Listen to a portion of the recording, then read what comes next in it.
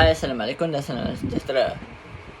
Hari ini kumpulan kami yang terdiri daripada 8 ahli kumpulan iaitu Siti Mehran Yasmin binti Abdul Nadin, gambar nombor matrik C20A1466, Wan Nur Samihah binti Muhammad Tasri C20A1500, Patricia Nyata anak Henry Chang C20A1594, Farah Natasha binti Mat Eni atau Muhammad Rahimi C20A0972, Wan Alia Patricia binti Wan Abdullah C20B1490, Siti Zubaidah binti Muhammad Ghazali C20A1464, Aidil Naufal bin Azman C20A0916, dan Hanis Nabila Nisha binti Zaini C20A0992. Okey, so hari ini kumpulan kami ingin membincangkan tentang isu pemberhentian kerja. Jadi, mari kita bersama ahli kumpulan yang seterusnya. Assalamualaikum dan salam sejahtera. Nama saya Siti Mehran Yasmin binti Abdul Nadin dan nombor matrik saya ialah C20A1466.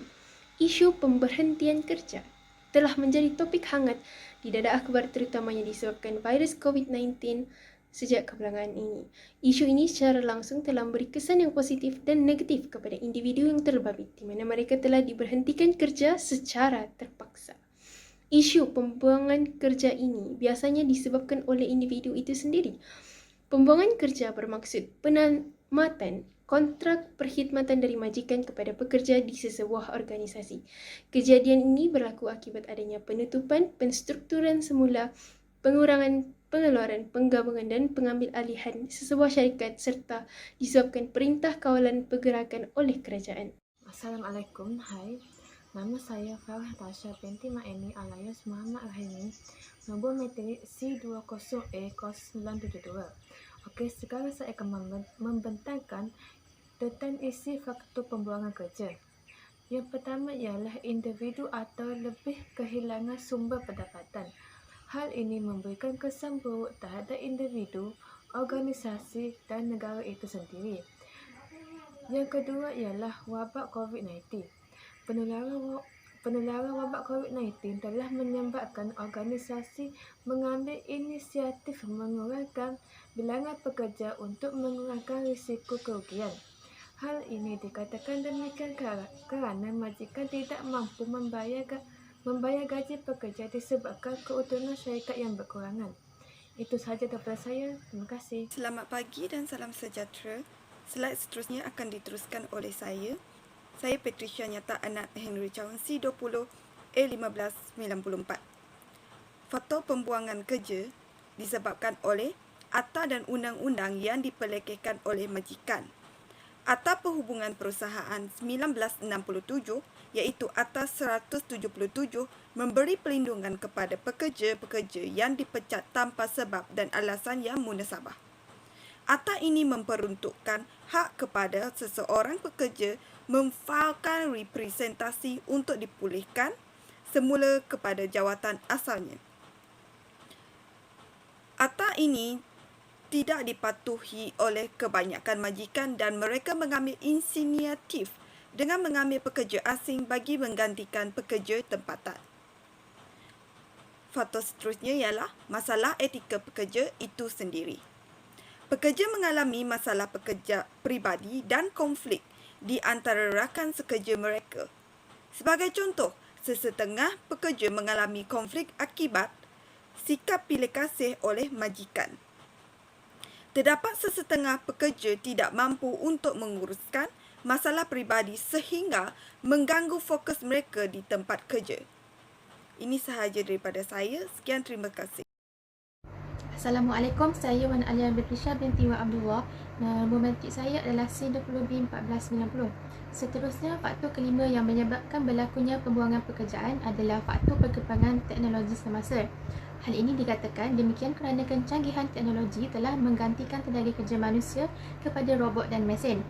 Contohnya, penggunaan tenaga fizikal tidak lagi digunakan menyebabkan ramai pekerjaan terutama dalam sektor perindustrian diberhentikan. Keadaan ini menyebabkan peningkatan pembuangan pekerja.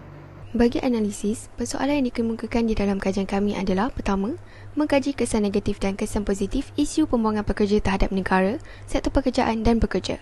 Kedua adalah bagi mengkaji faktor yang menyebabkan isu pembuangan pekerja di dalam negara Malaysia. Seterusnya adalah objektif kajian. Pertama adalah bagi menganalisis teori atau hukum berkaitan isu pembuangan pekerja semasa pandemik COVID-19. Kedua adalah bagi menganalisis kekuatan dan kelemahan isu pembuangan pekerja kepada negara, masyarakat dan individu. Seterusnya adalah metodologi kajian yang merupakan kaedah yang digunakan untuk menjalankan kajian bagi mengumpulkan data yang dapat membuktikan dan menyokong hasil rumusan kajian kami. Pertama sekali, kaedah yang digunakan adalah kaedah buku rujukan. Sebagai pengkaji, kami menggunakan buku rujukan modul falsafah dan isu semasa yang diselenggara oleh Nur Hisham Maknawi sebagai panduan dan nota rujukan. Kedua adalah kaedah carian internet. Sebagai pengkaji, kami menggunakan kaedah carian internet bagi mendapatkan berita berkaitan isu semasa dan maklumat tambahan yang digunakan di dalam kajian. Hai, Assalamualaikum dan salam sejahtera. Nama saya Siti Zubaidah binti Muhammad Ghazali, nombor matrik C20A1464. Okey, pada rumusan, kerajaan memberi perhatian terhadap isu pembuangan kerja melalui kesedaran mereka terhadap isu ini. Contohnya, terdapat banyak artikel dan berita mengenai isu ini dalam surat khabar dan media sosial. Kerajaan perlu mengetatkan lagi akta dan undang-undang perlindungan pekerja bagi mengurangkan isu pembuangan kerja. Okey, oleh itu majikan perlu mematuhi undang-undang serta akta yang ditetapkan dan bukannya melanggar undang-undang dengan memecat pekerja secara sesuka hati mereka.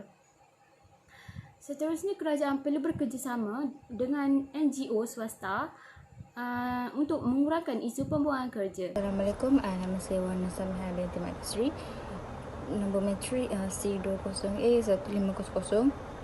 Cadangan untuk mengatasi masalah ini adalah dengan kerajaan perlu meningkatkan pemantauan terhadap syarikat, terutamanya syarikat-syarikat kecil yang banyak mengambil pekerja-pekerja asing, yang mana dengan mengetatkan pemantauan di sepadan dan laluan keluar masuk warga asing. Dari segi masyarakat pula, mereka perlu mengambil berat berkaitan akta dan undang-undang yang melindungi pekerja, dan masyarakat perlu membuang sikap prejudis terhadap pekerja yang telah kehilangan kerja.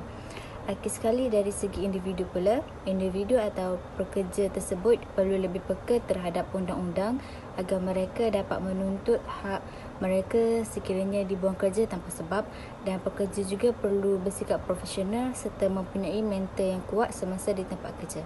Terima kasih kepada semua ahli kumpulan yang telah membincangkan isu itu. Jadi begitulah tentang isu pemberhentian kerja. Sekian, terima kasih.